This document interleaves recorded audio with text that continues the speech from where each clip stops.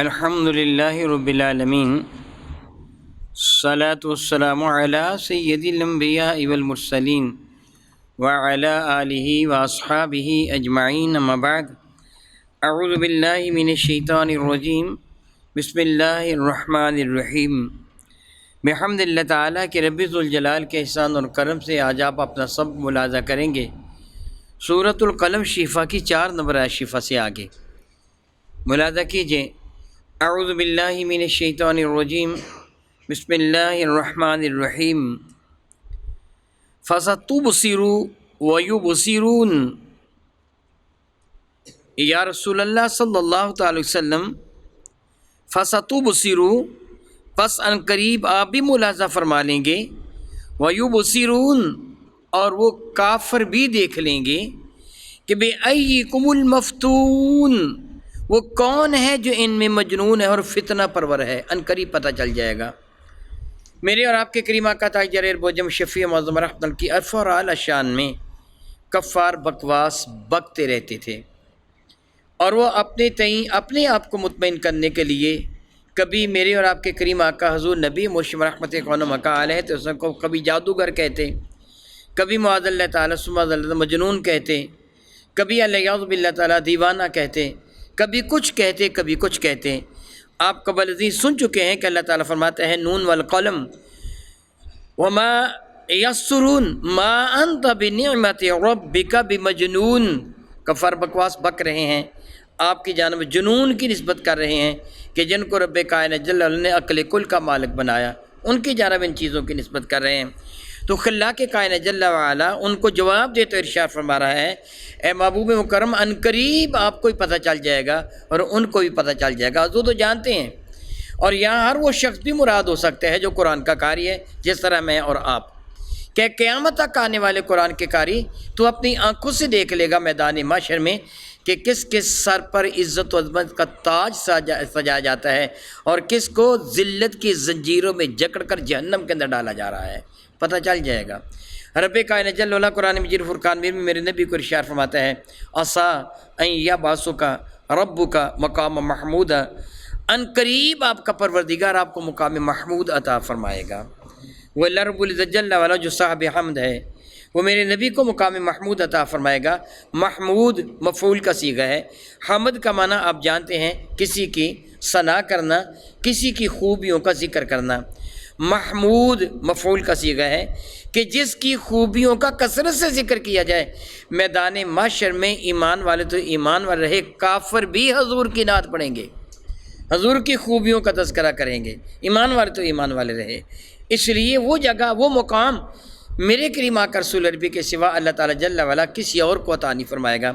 بحمد اللہ تعالیٰ ثم الحمد للہ تعالیٰ، آپ اذان سننے کے بعد ایک دعا مانگتے ہیں، اللہم رب هذه الدعوة التامة والصلاة القائمة آت محمد الوسیلة والفضیلة والدرجة الرفیعة وابعثه مقاما محمودا الذي وعدته وارزقنا الشفاعة يوم القیامة انك لا تخلف الميعاد۔ آپ یہ دعا مانگتے ہیں۔ میرے اور آپ کے کریم آقا رسول عربی شفیع معظم رحمۃ اللہ کے ارشاد گرامی قدر ہے کہ جو کوئی اذان سنے اور اذان سن کر درود پاک پڑھے اور درشی پڑھنے کے بعد میرے لیے وسیلہ کی دعا مانگے، اور حضور نے فرمایا وسیلہ ایک خاص مقام ہے جو اللہ تعالیٰ جل وعلا اپنے سارے بندوں میں، ساری مخلوق میں صرف ایک ذات بابرکات کو عطا فرمائے گا۔ اور میرے نبی فرماتے ہیں میرے لیے وسیلہ مانگے، فرماتے ہیں ایک شخص ہے، یعنی ایک ذات ہے پوری کائنات میں جس کو اللہ تعالیٰ جل وعلا وہ مقام وسیلہ عطا فرمائے گا۔ میرے نبی فرماتے ہیں میں امید رکھتا ہوں میں مصطفیٰ ہی ہوں، اور حضور نے فرمایا جو میرے لیے وسیلہ مانگے گا قیامت کے دن میں اس کی شفاعت کرواؤں گا۔ اسی بنا پہ ہم عرض کرتے ہیں نا بارگاہ رب العزت میں کہ آت محمد الوسیلۃ والفضیلہ والدرجۃ الرفیعہ وبعثہ مقام محمود الذی وعدتہ، مولا جس مقام محمود کا تو نے ان سے وعدہ کیا وسیلہ بھی عطا فرما دے، درجات میں رفعتیں بھی عطا فرما دے اور وہ مقام محمود بھی عطا فرما دے۔ وارزقنا شفاعۃ یوم القیامہ، مولا تعالیٰ قیامت کے دن ہمارے مقدر میں ان کی شفاعت فرما دے۔ انک لا تخلف المیعاد، وعدہ میرے نبی نے کیا۔ بندہ عرض کرتا مولا تو اپنے وعدے کی مخالفت نہیں کرتا، میں تیرے نبی کے لیے وسیلہ مانگ رہا ہوں، مقام محمود مانگ رہا ہوں، ان کی شفاعت میرا مقدر بنا دے۔ میرے نبی کو قیامت کے دن اللہ تعالیٰ جو مقام و مرتبہ عطا فرمائے گا وہ سوچا بھی نہیں جا سکتا، اس کی رفت اتنی زیادہ ہے کہ انسانی عقل فہم شعور کہیں پیچھے رہ جاتا ہے۔ خلاق کائنات جل وعلا شاہ فرماتے ہیں ان کو پتہ چل جائے گا کون مجنون ہے اور کون مفتون ہے۔ ان ربک هو اعلم، بے شک آپ کا پروردگار وہ بہت اچھی طرح جانتا ہے کس کو؟ بمن ضل عن سبیلہ، کون ہے جو اللہ کی راہ سے پھرا ہوا ہے، اللہ جانتا ہے، اللہ کو علم ہے۔ کفار بکواس بکتے تھے اللہ یعوذ باللہ تعالیٰ ایمان والوں کے بارے میں، جو جس طرح سیدنا بلال حبشی، سیدنا صہیب رومی، سیدنا زید، سیدنا عمار، سیدنا یاسر، وہ جو سادہ سادہ مسلمان تھے، جن بیچاروں کے پاس دنیا کی کوئی دولت نہیں تھی، جن کا لباس پھٹا پرانا تھا، جن کو 2 وقت کی پیٹ بھر کے روٹی بھی نہ ملتی تھی، مگر وہ سارے کے سارے میرے کریم کے دامن کرم سے جو وابستہ تھے۔ اور کفار کہتے تھے یہ کیسے گمراہ ہیں۔ میں اللہ سے توبہ کرتا ہوں یہ جملے کہہ رہا ہوں، اللہ تعالیٰ مجھے معاف فرمائے، میں آپ کو سمجھانے کے لیے کہہ رہا ہوں۔ کفار بکواس بکتے تھے اگر نبی کے پلے کچھ ہوتا، اگر یہ صراط مستقیم پہ ہوتے تو کیا اس کے غلام بھوکے ہی مرتے؟ ان کو 1 وقت کی روٹی بھی میسر نہ آتی۔ اگر یہ رب کا محبوب ہوتا تو اس کے غلاموں کے لیے تو سونے اور چاندی کے محلات بنتے۔ معاذ اللہ وہ بکواس بکتے تھے، دراصل یہ گمراہ ہیں، ان کے پلے کچھ بھی نہیں ہے۔ دیکھو ہمارے پاس مال و دولت کی کتنی فراوانی ہے، ہمارے بت ہمیں دے رہے ہیں، لوگوں کے سامنے معیار عزت صرف دنیا کی دولت ہے۔ وہ کہتے ہیں ان کے جو غلام ہیں جو ان پر ایمان لے آتا ہے، اللہ اکبر اللہ اکبر۔ میرے نبی نے کبھی ارشاد فرمایا تھا جب بارگاہ مصطفیٰ کریم صلی اللہ علیہ وسلم میں ایک شخص سے حاضر ہو کر عرض کیا تھا یا رسول اللہ علیہ السلام میں آپ سے محبت کرتا ہوں، اس سے مکرر دوبارہ عرض کیا میں آپ سے محبت کرتا ہوں۔ میری کریم نے فرمایا تو جانتا ہے کیا کہہ رہا ہے؟ عرض کیا یا رسول اللہ میں آپ سے محبت کرتا ہوں۔ فرمانے کہ پھر اپنے آپ کو پریشانی کے لیے مصیبتوں کے لیے تیار کر لے، جو ہم سے محبت کرتا ہے اس کے جانب مصائب و آلام ایسے آتے ہیں جس طرح نیچی جگہ کی طرف پانی آتا ہے، اس طرح آتے ہیں۔ میرے نبی پر ایمان لانے والوں کو دنیا میں تو دولت فوراً نہیں مل جاتی تھی، فوراً فراوانی نہیں ہو جاتی تھی، ان کے سونے چاندی کے محلات نہیں بن جاتے تھے، ان کے باغات پہ بہاریں نہیں آ جاتی تھیں، بلکہ ان کو آزمائش کے مراحل سے گزارا جاتا ہے۔ شیطان تو دشمن ہے، تو وہ بکواس بکتے تھے کافر ایمان والوں کے لیے، غربا کے لیے۔ جس طرح صحابہ صفہ کی بھی آپ حال جانتے ہیں کہ یہ تو معاذ اللہ پاگل ہیں جو نبی کے پیچھے لگے ہوئے ہیں، اگر اس کے پلے کچھ ہوتا تو ان کو کھانے کو نہ کچھ ملتا، ان کے پاس مال و دولت کی فراوانی نہ ہوتی۔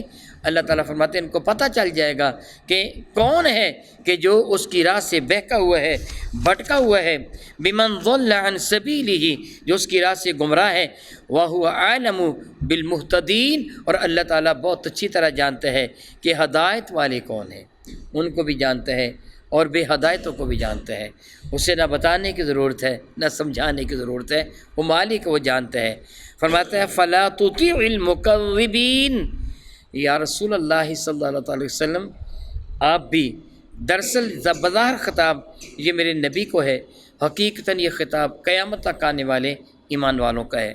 فَلَا تُطِعِ الْمُكَذِّبِينَ، جو جھوٹے ہیں آپ ہرگز ہرگز ان کی اطاعت نہ کیجیے، ان کا کہنا نہ مانیے۔ یہ جٹلانے والے، مکذب جٹلانے والے، یہ جو جٹلانے والے تھے یعنی جو کفار تھے، یہ میرے نبی کے دربار مقدس میں حاضر ہوتے۔ الیاذ باللہ تعالیٰ میں یا آپ تو لالچ میں آ سکتے ہیں، اللہ تعالیٰ جل وعلا کے نبی کی جانب اس بات کی نسبت کرنا بھی کفر ہوگا، جس لالچ کا میں اور آپ شکار ہو جاتے ہیں۔ ہاں اللہ کے نبی بھی حریص تھے، لالچ فرماتے تھے، مگر کس کی؟ ایمان والوں کو جنت میں لے کے جانے کی، وہ اس کی لالچ فرماتے تھے۔ مجھے کوئی لالچ دے دے تو یہ لے لے، فلاں کام میں کر دوں گا، فلاں کام میں کر دوں، یہ لے لے، میں لالچ میں آ سکتا ہوں، میرے کریم کی جانب سے اس کی نسبت نہیں کی جا سکتی۔ وہ کفار بارگاہ رسالت مآب میں حاضر ہو کے کہتے تم ہمارے بتوں کو برا نہ کہو، ہم تمہارے بتوں کو برا نہیں نہ ہم تمہارے رب کو برا نہیں کہتے، تم ہمیں کچھ نہ کہو، ہم تمہیں کچھ نہیں کہتے، تم ان کو یہ نہ کہو کہ یہ جہنم کا ایندھن ہے، ہم تمہارے رب کی شان میں گستاخی نہیں کرتے۔ تو بظاہر کئی سادہ مسلمان یہ خیال کرتے کہ بات تو اتنی بری نہیں ہے نا، کوئی ہم بتوں کو نہ بھی برا کہیں، کم از کم ہمارے رب کی شان میں گستاخی نہ کریں گے۔ تو اللہ تعالیٰ جل وعلا نے واضح طور پر میرے محبوب کو فرمایا تھا، اے محبوب مکرم علیہ السلام، آپ ان کے سامنے اعلان فرما دیں، کل کہہ دیجئے، یا ایھا الکافرون، او اے کافرو، لا اعبد ما تعبدون، میں ان کی عبادت نہیں کرتا جن کی تم عبادت کرتے ہو، جاؤ میں نہیں کرتا عبادتوں کی۔ اور آخر میں کیا تھا؟ لکم دینکم ولی دین، جاؤ تمہارے لیے تمہارا دین ہے، میرے لیے میرا دین ہے۔ قیامت کو پتہ چل جائے گا صراط مستقیم پر ہے کون ہے، میں تمہاری اطاعت نہیں کروں گا۔ یہاں وہی فرمایا گیا ہے، ہرگز اطاعت نہ کیجیے جھٹلانے والوں کے، جھوٹوں کی، یہ جھوٹے ہی ہوتے ہیں نا جھٹلانے والے۔ اب یہ مکذب کا لفظی معنی جھٹلانے والا ہوتا ہے، کاذب کا معنی جھوٹا ہوتا ہے، لیکن یہاں دونوں ہی معنی کر سکتے ہیں، جھوٹوں کی پیروی نہ کیجیے، کیونکہ جھوٹے ہی جھٹلا رہے تھے نا، وہ جھوٹے ہی تھے، بدبخت تھے۔ فرماتے ہیں ودو لو تدہنو، ودو وہ پسند کرتے اس بات کو کہ ودو پسند کرتے ہیں، لو تدہنو یہ کہ تم کچھ نرمی کرو ان کے ساتھ، ودو ودود بہت محبت کرنے والا، مودہ بہت زیادہ پیار کرنے والا۔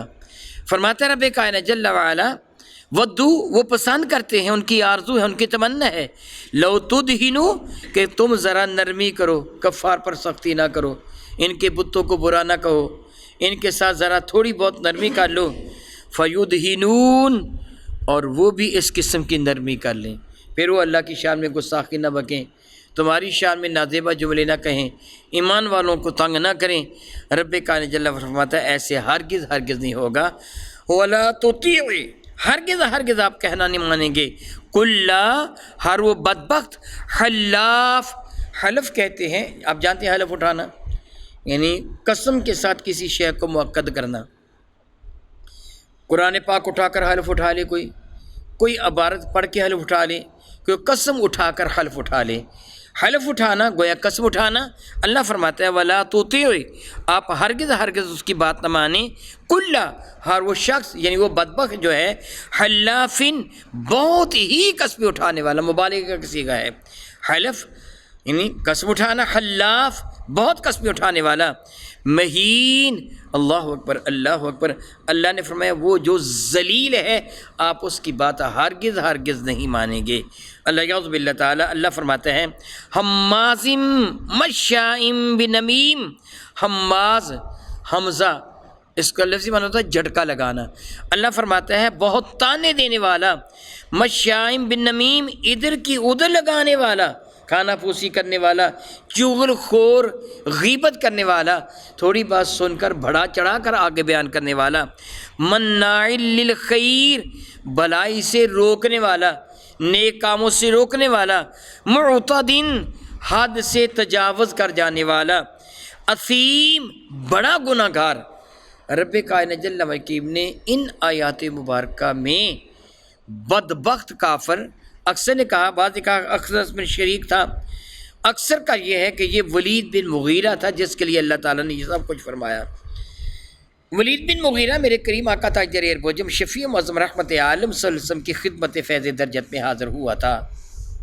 میرے اور آپ کے کریم آقا حضور رسول مشرف رحمت عالم صلی اللہ علیہ وسلم نے اس کے سامنے قرآن مجید فرقان مجید کی تلاوت کی تھی۔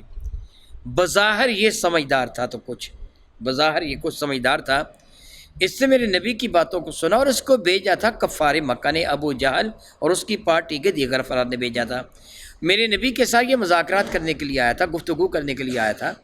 میرے اور آپ کے کریم آ کر اس کے سامنے قرآن مجید فرقان مجید کی تلاوت فرمائی تو اس پر ایک ہیبت آ رہی ہوگی، مبہوت ہو گیا، یہ اس کو کوئی بات نہیں آ رہی تھی اور بڑی ہی عجیب حالت لے کر یہ اپنے گھر گیا، کفار کے پاس ہی گیا۔ کفار نے کہا تھا ہمارے پاس آنا اور بتانا کہ وہ مانا ہے کہ نہیں مانا ہے، اور وہ کیوں آیا تھا؟ اس لیے آیا تھا کہ میرے اور آپ کے کریم آقا رسول رحمت کو اس بات پر آمادہ کرے جو میں بات پہلے کہہ چکا ہوں کہ جی تم بتوں کو برا نہ کہو، ہم رب کو برا نہیں کہیں گے، وغیرہ وغیرہ، ان کو منوا کے آؤ۔ اگر تم چاہو کسی عورت سے شادی کرنا تو مکہ کی جس خاتون کی جانب بھی جس کی جانب تم اشارہ کرو گے ہم تمہاری خدمت میں پیش کر دیں گے۔ اس وقت زمانہ میں بہت زیادہ شادیاں کی جاتی تھیں، اور اگر تم بادشاہ بننا چاہتے ہو تو ہم تمہیں اپنا بادشاہ بنا لیتے ہیں، اگر مال و دولت کی تمہیں خواہش ہے تو تمہارے قدموں میں مال و دولت سونے چاندی کے ڈھیر لگا دیتے ہیں، تم رہے تمہاری آئندہ نسلیں بھی ختم نہ کر پائیں گی۔ ہم ہر بات ماننے کے لیے تیار ہیں، بس صرف اتنی سی بات مان لو، ہمارے بتوں کو برا نہ کہو۔ اللہ نے منع فرما دیا، محبوب ان کو بتا دو میرا اللہ فرماتا ہے، سبحان اللہ، ساری بات اللہ نے اپنے ذمے لے لی ہے۔ حقیقتاً کیا میرے نبی مان جاتے ان کی بات؟ کبھی بھی نہیں مانتے، کبھی بھی نہیں مانتے۔ اگر آپ کوئی کام کروانا چاہتے ہیں، وہ بندہ کام نہیں کر رہا تو آپ کہتے ہیں یہ مجھ پہ چھوڑ دیں، اسے کہیں جی شاہ جی نے مجھے ایسے کہا تھا، بات نہ ماننا۔ بات تو آپ پہلے بھی نہیں مان رہے، بات آپ کا پہلے بھی پروگرام تھا کہ نہ مانوں گا، مگر میں کہتا ہوں تم پر الزام نہ ہے تو میرا نام لینا، شاہ جی کہتے بات نہ ماننا۔ میں تو شاید مان لیتا، لیکن شاہ جی نے جو کہہ دیا ہے تو اب الزام کس پہ آئے گا؟ مجھ پہ آئے گا۔ سبحان اللہ، رب کائنات کو اپنے محبوب کی عزت اتنی پیاری ہے، فرماتا ہے محبوب تو کہہ دینا میرا رب فرماتا ہے ایسے کرو، کرنا تو تم نے بھی نہیں ہے، مگر کہہ دینا میرا رب فرماتا ہے۔ جب وہ ولید بن مغیرہ بارگاہ رسالت مآب سے واپس پلٹا تو اس کی حالت بدلی ہوئی تھی، وہ تو ایمان کی جانب مائل ہو گیا تھا، اور مکہ مکرمہ کے امیر ترین لوگوں میں اس کا شمار ہوتا تھا۔ لوگوں کے بت، کسی کا چاندی کا بڑا جو امیر تھا، وگرنہ پیتل کا، لوہے کا، پتھر کا، لکڑی کا، ایسے لوگوں کے گھروں میں بت تھے۔ ولید بن مغیرہ کا بت سونے کا تھا، بہت امیر آدمی تھا، بہت امیر آدمی تھا۔ جب یہ کفار کے پاس نہیں آیا نا، حضور کے دربار میں حاضر ہو کے واپس آیا تو کفار کے پاس نہیں گیا، سیدھا اپنے گھر چلا گیا۔ تو کسی نے اس کو دیکھا کہ اس کے چہرے کا رنگ اڑا ہوا ہے، حالت غیر ہے، اس سے جا کر کفار مکہ کو بتایا کہ ولید جب گیا تھا اس وقت حالت اس کی اور تھی، جب واپس پلٹا ہے تو حالت کچھ اور ہے۔ معاذ اللہ، معلوم ہوتا ہے کہ اس پر بھی محمد مصطفیٰ کا جادو چل گیا ہے صلی اللہ تعالیٰ علیہ وسلم۔ کافروں نے یہ بکواس کی تھی۔ یہ ابو جہل لعین دیگر کافروں کو ساتھ لے کر اس ولید بن مغیرہ کے دروازے پر آیا، دروازہ کٹکھٹایا، یہ باہر نکلا، خیریت ہے؟ کہنے لگا جی کہ مکہ کے لوگ، ابو جہل کہنے لگا جی مکہ کے لوگوں کا پروگرام ہے، کچھ چندہ جمع کریں۔ ولید نے کہا خیریت ہے؟ کس بنا پہ چندہ؟ میں بھی چندہ دیتا ہوں۔ کس لیے چندہ لینا چاہتے ہو تم؟ کس بات پر؟ کہنے لگے نہیں سنا ہے کہ تو غریب ہو گیا ہے۔ حضور کا نام لے کے کہنے لگا کہ ان کی کے دسترخوان سے بچے کھچے ٹکڑے کھا کر تجھے بڑا لطف آیا ہے کہ تو ان کے ٹکڑے کھا کر ان کا ساتھی بن گیا ہے۔ ہم چندہ جمع کر رہے ہیں تیری مدد کرنے کے لیے۔ دراصل خبیث آدمی نے ایک چال چلی تھی اس کو جعلی غیرت دلانے کے لیے، مالدار جو تھا، کہنے لگا بکواس اس سے بکی، حضور کا نام لے، اس کے پاس کیا ہے؟ اس کے پاس تو پیٹ بھرنے کی روٹی بھی نہیں ہے، میں کب ان کے ٹکڑے کھاؤں؟ مجھے کیا ضرورت ہے؟ اور میرے پاس جتنی دولت ہے پورے مکہ میں کس کے پاس ہے؟ وہ غصہ میں آ گیا۔ ابو جہل کہنے لگا لوگ تو یہی کہہ رہے ہیں، تو ان کی طرف مائل جو ہو گیا۔ اب یہ شیطان کے ور لانے سے ایسا غصہ میں آیا کہ میرے نبی کی شان میں بکواس بکنے لگا، وہ تو دیوانہ ہے، ایسے ایسے ایسا۔ جب اس سے بکواس میرے نبی کی شان میں بکی تو رب کائنات نے اب اس کو جواب دیا ہے کہ وہ خبیث ہے کیسا۔ اور یاد رکھیے الیاذ باللہ تعالیٰ، یہ جو کچھ میں کہہ رہا ہوں، اللہ تعالیٰ نے پہلے کیا فرمایا؟ حلافن، جھوٹی قسمیں اٹھانے والا، مہین، ذلیل و رسوا، حمازن، بڑا تانے دینے والا، مشائم بن نمیم، ادھر کی ادھر لگانے والا، مناع للخیر، لوگوں کو نیکی سے روکنے والا، معتدن، حد سے بڑھنے والا، اثیم، بڑا گنہگار، اتلم بعد ذالک زنیم، زنیم اس سے بڑھ کر کہ وہ حلال زادہ ہی نہیں، حرام زادہ ہے۔ اللہ تعالیٰ نے اس کے لیے یہ کہا۔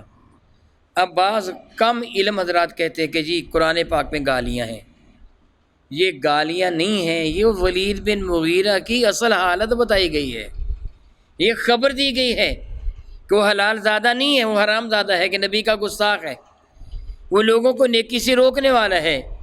مرقوم ہے کہ ولید نے ان باتوں کو سنا تو اپنی ماں کے پاس گیا، کہنے لگا کہ تو جانتی ہے میرے نبی کا نام لے کر کہ محمد کی زبان سے کبھی جھوٹ نکلا ہی نہیں ہے، کبھی جھوٹ نکلا ہی نہیں ہے، وہ جو کہتے ہیں سچ کہتے ہیں۔